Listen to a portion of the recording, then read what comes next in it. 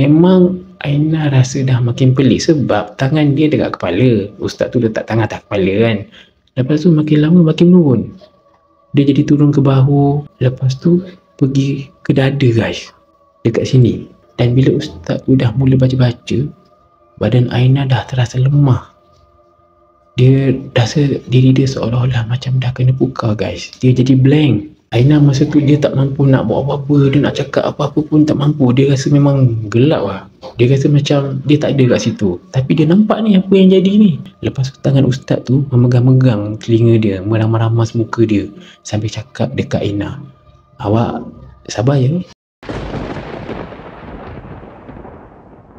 Hai guys, Assalamualaikum. Welcome to channel Faiz Cerita. Guys, terima kasih banyak-banyak kepada korang yang sudi untuk menonton video ni. Aku harap korang sudi untuk stay tune sampai habis.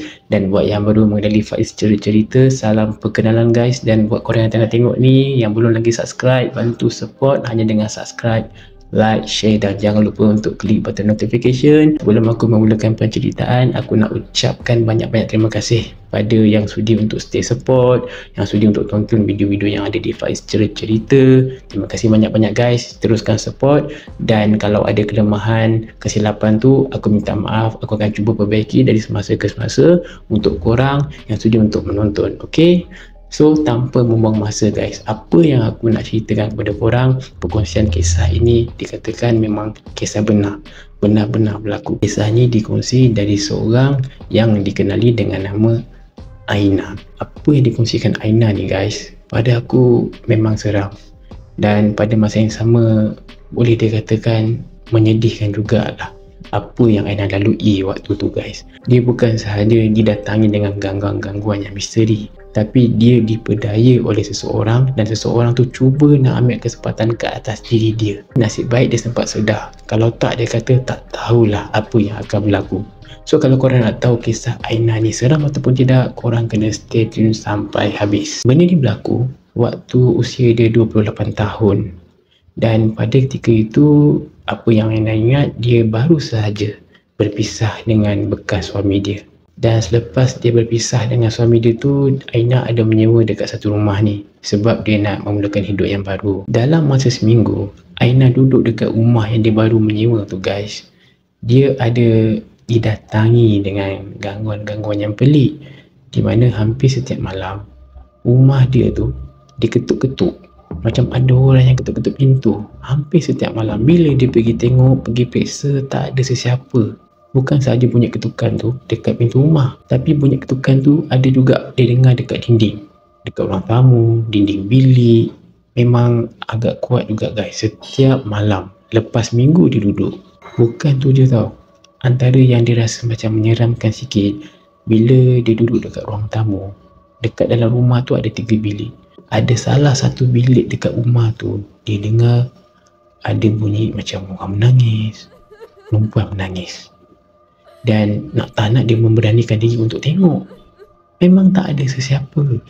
Kalau dia kata nak dengar bunyi menangis tu datang daripada rumah sebelah ke, rumah atas ke, memang dia kata rasa macam tak masuk akal. Sebab dia dengar jelas sangat bunyi tu datang daripada dalam rumah yang dia duduk ni. Bukan tu je, waktu dia tidur pun, dia kerap mimpi yang buruk-buruk.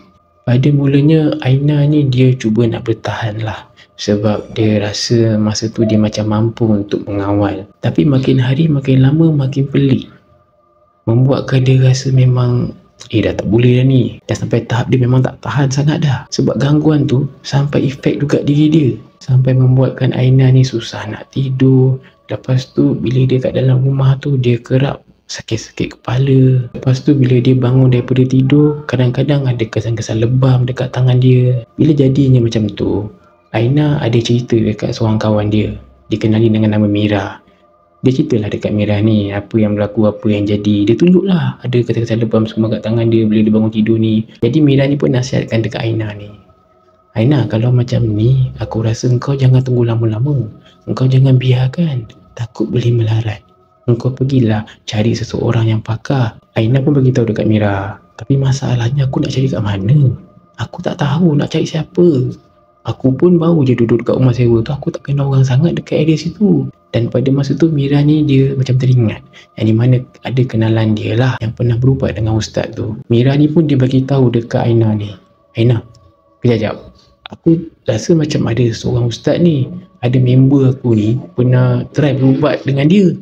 Kata member aku, okey, jap aku try contact dia, lepas tu aku bagi kat engkau. Tak lama kemudian, dalam sehari 2 hari, Mira pun dah dapat contact number ustaz tu yang kawan dia bagi. Mira bagi dekat Aina. Dia pun cakap lah dekat Aina, Aina, ni aku dah dapat dah contact ustaz tu. Kata member aku, ustaz ni memang recommended lah, kau pergi jumpa dia. Kau jangan lengah-lengah tau, kau kena cepat, takut nanti jadi susah. Aina tu pun dia call ustaz tu, dia minta alamat rumah apa semua. Dia pun datang lah pergi ke lokasi rumah ustaz tu. Bila dia sampai dekat rumah ustaz tu guys, tak adalah menyeramkan apa-apa. Dia kata tak ada feel macam tu pun, dan tak ada apa-apa yang pelik. Cuma dia rasa macam lain sikit, dia kata lah vibe dia tu. Yelah, rumah ustaz tu biasa, tapi dia macam suram sikit. Dan pada masa yang sama, naik bau kemenyan kuat. Dan pada mulanya memang Aina dia yakin lah dengan ustaz ni, sebab karakter ustaz tu pun dia nampak warak, dia berkopiah, janggutnya pun panjang, suara dia bercakap dengan Aina pun lembut je. Tapi pada masa yang sama, dia punya pandangan tu, ustaz tu memandang Aina tu tajam. Masa ustaz tu nak memulakan rawatan dekat Aina, dia letakkan tangan dia atas kepala Aina. Tapi makin lama, memang Aina rasa dah makin pelik sebab tangan dia dekat kepala, ustaz tu letak tangan atas kepala kan. Lepas tu makin lama makin menurun, dia jadi turun ke bahu, lepas tu pergi ke dada guys, dekat sini. Masa ni Aina dah macam, betul ke tidak ni? Dia risau jugalah. Tapi disebabkan dia menghormati ustaz ni, lagipun baru kenal, jadi dia fikir baik. Dia rasa macam, mungkin tu ialah kaedah cara ustaz tu merawat kan. Jadi dia tak nak lah macam, macam kurang ajar ke apa ke kan, terus macam nak tengking ke nak tanya. Jadi dia layankan dulu. Apa yang Aina ingat juga guys, bila tangan ustaz tu dah sampai kat dada, dia ada baca-baca, tapi bacaan tu memang dia dapat cam sangat, bukan daripada ayat-ayat Quran. Dan bila ustaz tu dah mula baca-baca, badan Aina dah terasa lemah. Dia rasa diri dia seolah-olah macam dah kena pukar guys. Dia jadi blank. Aina masa tu dia tak mampu nak buat apa-apa, dia nak cakap apa-apa pun tak mampu. Dia rasa memang gelap lah.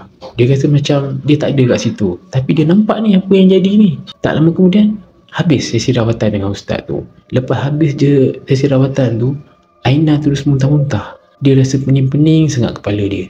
Dan ustaz tu bagi tahu dia, awak ni jadi macam ni sebab ada benda dalam badan awak dah keluar, tapi dia tak keluar habis. Ada lagi duduk dalam badan awak ni. Kalau nak betul-betul sihat dan sembuh, sepenuhnya keluar, awak kena datang sini buat rawatan 3 kali. Aina masa tu pun yalah dalam keadaan macam tu, tak ada nak tanya apa-apa, cakap baiklah ustaz, dan nanti saya datang lagi lah. Dia pun balik rumah. Masalahnya guys, lepas dia berubat dengan ustaz tu, gangguan dekat diri dia makin lama makin teruk. Bila dia nak solat, dia rasa susah nak fokus. Dan bila dia solat guys, dia terbayang ustaz tu. Bukan dalam solat je, kadang-kadang bila tengah berdiri, dia rasa macam ada seseorang kat belakang dia. Dia rasa sosok yang kat belakang dia tu nampak ustaz tu. Kadang-kadang bila dia tengah tengok cermin nak sikat rambut ke apa ke, dia nampak kelibat ustaz tu. Bila Aina dapat rasa macam, apa hal makin teruk ni kan. Yelah, gangguan tu dah macam, kenapa jadi macam ni lepas berubat? Dia terus hubungi ustaz tu. Dia bagi tahu kat ustaz, dia tanya, Ustaz, ni saya ni ada apa-apa yang tak kena ke waktu ustaz rawat saya tu? Sebab gangguan tu makin lama makin teruk lah ustaz. Dan ustaz tu pun cakap lah, itu tandanya benda tu marah, sebab saya nak halau dia daripada badan awak. Sebab tu saya bagi tahu awak ni tu, awak kena datang buat 3 kali. Tapi kalau awak boleh datang lagi cepat, lagi bagus. Aina masa tu dia bagi tahu, dia panik. Dia dah lah tak tahu apa-apa. Dia percaya je lah ustaz tu cakap macam tu. Yelah kan, sebab dia nampak okey. Dia pun pergilah balik jumpa ustaz tu dalam beberapa hari kemudian tu, sebab dia takut jadi apa-apa kan. Kali kedua dia datang dekat rumah ustaz tu suruh dia masuk dekat dalam satu bilik khas ni, kira macam bilik khas untuk merawat lah. Waktu first time dia jumpa tu hanya kat ruang tamu je, tapi kali kedua tu kat dalam bilik pula. Dalam bilik tu hanya mereka berdua sahaja. Aina ada tanya juga dekat ustaz tu, "Ustaz, kenapa kena berubat dalam bilik ni? Kalau dekat ruang tamu tak boleh ke?" Yelah, sebab masa tu tak ada sesiapa kan, jadi Aina risau juga. Tapi ustaz tu cakap, "Tak boleh, kena buat kat dalam bilik ni sebab rawatan ni rawatan berat." Aina pun ikutkan je lah, sebab dia kata dia nak sihat. Jadi dia terpaksa lah, orang kata ikut je apa arahan ustaz tu. Ustaz tu pun suruh dia baring, pejam mata. Dan ustaz tu pun dia ada baca-baca lah. Memang bacaan tu macam bacaan mentera, memang pelik bunyi dia. Dan tak lama kemudian Aina dapat rasa ada sesuatu tau yang menekan-nekan dada dia. Memang dada dia dah seberat. Aina cuba nak melawan, tapi dia kata badan dia tak boleh nak bergerak. Bila dia buka je mata dia guys, dia nampak muka ustaz tu depan muka dia ni. Dekat pula tu macam ini.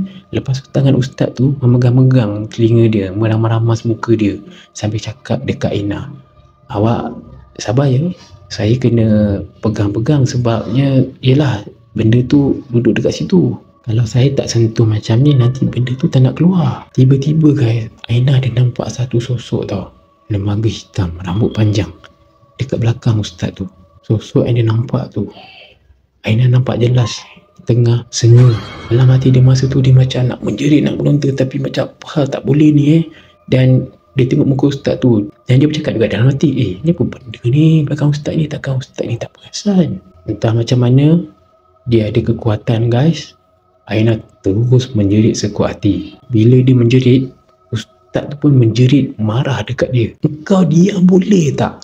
Kalau engkau tak diam, engkau melawan macam ni, susahlah aku nak bawa benda tu keluar." Aina dah tak peduli dah. Masa tu dia rasa dah memang lain macam. Dia terus keluar daripada bilik tu dengan tak pakai tudungnya. Sebab masa tu dia dapat rasa memang ada yang tak kena. Jangan nampak lagi benda macam tu. Dia terus keluar daripada rumah ustaz tu, terus balik. Pada malam tu juga Aina pergi jumpa dengan Mira. Dia cerita dengan Mira apa yang jadi. Mira agak simpati jugalah sebab yalah Mira ni pun tak sangka jadi macam tu, sebab kawan dia yang pernah berusaha dengan ustaz tu pun tak pernah cakap apa-apa. Dan pada malam tu juga Mira dia dapat kontak lah kenalan dia bagi seorang ustaz ni, yang mana ustaz ni memang bertauliah, memang seorang perawat yang memang betul-betul lah. Dan mereka pun pergilah dekat rumah ustaz tu pada malam tu juga. Bila dah sampai, Aina pun bagi tahu cerita dekat ustaz tu apa yang kena kat diri dia ni. Dan ustaz tu pun dia bagi tahulah dekat Aina. Dia cakap perawat yang awak pergi sebelum ni, dia bukan menghalau benda tu keluar daripada tubuh badan awak, tapi benda tu adalah kepunyaan dia. Benda tu dia yang mengawal. Dia menggunakan benda tu untuk buatkan orang ketagih nak datang berubat dengan dia. Yelah, baru Aina terfikir macam bila benda tu ada kat dalam badan seseorang, so datang jumpa perawat tu, nanti macam ada sembuh sikit kan, lepas tu nanti balik sakit lagi, tu datang lagi. Maksud ustaz tu macam tu lah. Dan Aina juga ada dapat satu minyak tau, botol kecil je, yang mana perawat yang sebelum tu lah bagi dekat dia. Dan dia jumpa ustaz ni pun, dia bawa botol tu, dia tunjuk dekat ustaz tu. Dan ustaz tu pun tengok botol tu betul-betul minyak tu, dan dia bagi tahu dekat Aina. Ustaz tu cakap, "Awak tengok betul-betul dekat minyak ni ada apa dekat bawah dia." Mula-mula Aina tak perasan, tapi bila dah bawa jumpa ustaz ni, baru dia perasan. Dekat dalam botol minyak yang dia dapat tu ada lilitan rambut. Dalam tu juga ada beberapa helai benang warna hitam. Dan ustaz tu bagi tahulah, benda ni lah punca buat awak hilang kawalan. Dan benda ni macam mengikat lah. Maksudnya apa yang Aina dapat tu macam nak mengikat dia dengan perawat tu. Jadi sentiasa Aina akan datang jumpa dia. Tanpa buang masa, ustaz tu pun teruslah memulakan proses untuk merawat Aina. Dan masa proses merawat tu, tubuh badan Aina satu badan menggeletar guys. Menggeletar macam sejuk tau. Lepas tu tak lama kemudian Aina menjerit guys masa rawatan tu. Dia punya menjerit, kawan dia bagi tahu lepas settle tu, satu tempat tu dengar ada orang-orang yang datang tu pun terkejut. Dan suara yang keluar daripada mulut Aina tu pula memang sangat jelas suara lelaki. Dan lepas dia menjerit tu, dia tu pingsan. Beberapa hari kemudian Aina dia rasa diri dia dah makin okey lah. Gangguan yang berlaku tu pun tak ada sangat, dah makin tenang lah sikit. Cuma dia rasa sedih, rasa terkilan. Yelah sebab dia terpedaya dengan perawat yang salah, sampai membuatkan dia jadi macam tu. macam lagi teruk. Tapi mujur dia kata dia sempat sedar, kalau tak dia pun tak tahu apa yang akan jadi. Dan juga guys, tak lama kemudian juga perawat yang ambil kesempatan yang tipu Aina ni hubungi dia. Dia tanya dekat Aina, awak macam mana? Bila nak datang? Awak kena datang sini sebab tak habis lagi tu. Aina pun terus block dia apa semua, terus putuskan hubungan lah dengan perawat tu. Dan tak lama kemudian juga Aina bagi tahu dia berpindah rumah lagi, sebab rumah tu memang asalnya ada gangguan, tapi apa sejarahnya, apa kisah yang berlaku dia tak tahu. Dan bila dia berjumpa dengan orang yang salah, lagi bertambah gangguan. Jadi bila keadaan dia dah pulih, dia pun tak naklah duduk kat rumah tu lagi, takut ada gangguan lagi. Dia pun berpindah rumah dan memulakan hidup baru. Dan Alhamdulillah dia kata lepas tu okey, berangsur sihat. Dan selepas daripada tu dia berhati-hatilah. Untuk korang yang berada di luar sana, kalau ada masalah ke berkaitan mistik ataupun sihir, carilah perawat yang bertauliah, yang benar-benar ikhlas, yang kaedah rawatannya berlandaskan Al-Quran dan juga sunnah.